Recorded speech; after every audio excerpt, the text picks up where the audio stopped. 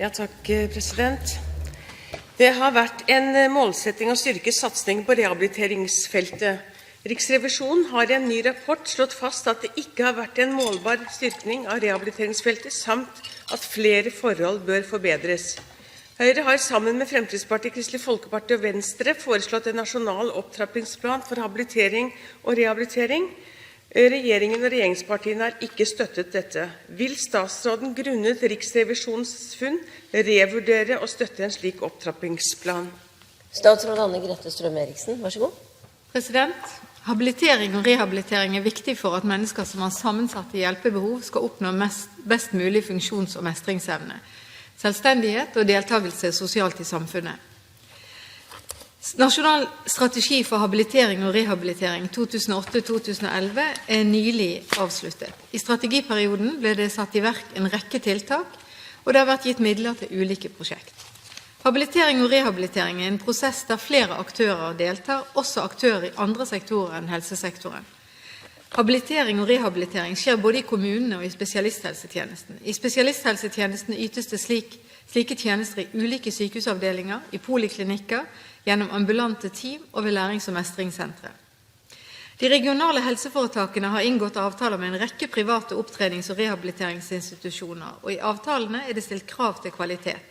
Dette har bidratt til at tilbudet i større grad enn tidligere kan møte pasientenes behov for spesialiserte habiliterings- og rehabiliteringstjenester. Det har vært en god faglig utvikling innen habilitering og rehabilitering de senere årene. Behovet for rehabilitering har endret seg. På enkelte områder er behovet blitt mindre, blant annet på grunn av mer skånsomme operasjonsmetoder innen ortopedi. Ventetidene til slike operasjoner har gått ned, og dette er forhold som kan redusere behovet for rehabilitering. På andre områder avdekkes det større behov. Samhandlingsreformen er et viktig grep for å bidra til en helhetlig rehabiliteringsprosess for de som trenger det. Nye medisinske behandlingsformer bidrar til at mange pasienter nå kan klare seg med oppfølging i kommunenes helse- og omsorgstjeneste. Departementet har mottatt rapport fra Helsedirektoratet om avklaring av ansvars- og oppgavefordeling mellom kommunene og spesialisthelsetjenesten på rehabiliteringsfeltet. Og vi arbeider nå med å følge opp disse forslagene. Virkemidlet i samhandlingsreformen er innrettet for å styrke kommunenes tilbud. I ny lov om kommunale helse- og omsorgstjenester er kommunens ansvar for rehabilitering tydeliggjort. Samhandlingsreformen skal gjennomføres over tid. Vi er godt i gang med å videreutvikle og bygge opp tjenester slik at alle som trenger det får en god habiliterings- og rehabiliteringsprosess som er tilpasset den enkeltes behov. Sonja Sørli, vær så god. Ja, president, dette svaret er ikke noe oppklarende. Jeg er faktisk enig med generalsekretæren i LHL som har uttalt at historien om rehabiliteringspolitikk er en historie om brutte løfter. Og jeg vil legge til tross for at rehabilitering er en del av behandlingen, altså en pasientrettighet, og til tross for at Stortinget tydelig har sagt at habilitering og rehabilitering må bli det neste store satsingsområdet innen helsesektor, slik også Riksrevisjonen har påpekt, og regjeringens strategi fra 2008 sikret på ingen måte dette. Tvert om, nedprioriteringen av rehabiliteringsområdet fortsetter. Og i budsjettet for 2009 ble den eneste øremerkningen til rehabilitering fjernet, og pengene til kjøp av tjenester ved private opptrenings- og rehabiliteringsinstitusjoner og innlemmet i basisoverføring til de regionale helseforetakene. Og dette var da stikk i strid med den nasjonale rehabiliteringsstrategien fra 2008. Og jeg må spørre, president, når har helseministeren tenkt å følge opp Stortingets vedtak? Statsråd Anne-Grete Strøm-Eriksen, vær så god. President, jeg mener at det har vært en vekst i rehabilitering, men det er helt klart også at med samhandlingsreformen, med samarbeidet mellom kommunen og spesialisthelsetjenesten, så er rehabilitering også på flere ledd og på flere nivå.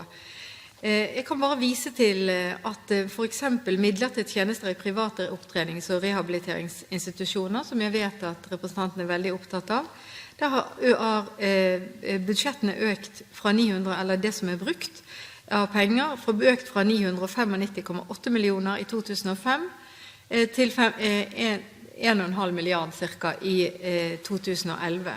Og KOSTRA-rapportering viser også en jevn økning i kommunenes ressursbruk på dette området. Det som er viktig for å få til en god rehabilitering nå, det er jo at man nettopp klarer å få til en god oppgavefordeling mellom spesialisthelsetjenesten og kommunene, sånn at man også oppfyller de intensjonene som ligger i Samhandlingsreformen. Sonja Sjøli, vær så god. Ja, og det er helseministerens ansvar at disse gode samarbeidsavtalene kommer på plass. Men jeg må enda en gang trekke fram hva Riksrevisjonen har sagt, for det virker som helseministeren ikke helt tar inn over seg det. De mener at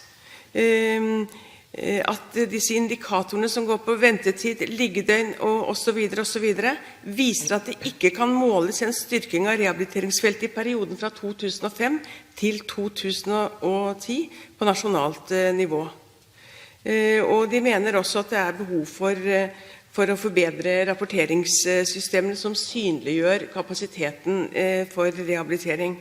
Så jeg spør enda en gang hva statsråden helt konkret har tenkt å foreta seg for å bedre tilbudet og styrke tilbudet innen rehabilitering, og om hun vil ta Riksrevisjonens rapport alvorlig. Statsråd Strøm-Erichsen, vær så god. Jeg tar alltid Riksrevisjonens rapporter alvorlig, men like fullt er det slik at regnskapstallene våre viser at det har vært en vekst, særlig i forhold til de private opptreningsinstitusjonene og rehabiliteringsinstitusjonene. Og det har blitt gjort mye på rehabilitering også innenfor ulike grupper for å imøtekomme grupper som ikke har vært tatt godt i vare på tidligere. Så mener jeg faktisk at dette er et område som er særlig viktig i forhold til Samhandlingsreformen. Få til gode pasientforløp mellom spesialisthelsetjenesten og kommunehelsetjenesten. Det er særdeles viktig, særlig for pasienter som trenger rehabilitering over tid. Og så er det også sånn at der hvor man tidligere så at man kunne sende pasienter til en rehabiliteringsinstitusjon og være lenge, der har mange pasienter ønsket andre tilbud, nærmere der man bor, mer i kommunene og gjerne også mer polikliniske tilbud. Og det er også viktig å innrette seg om etter de nye behovene som kommer.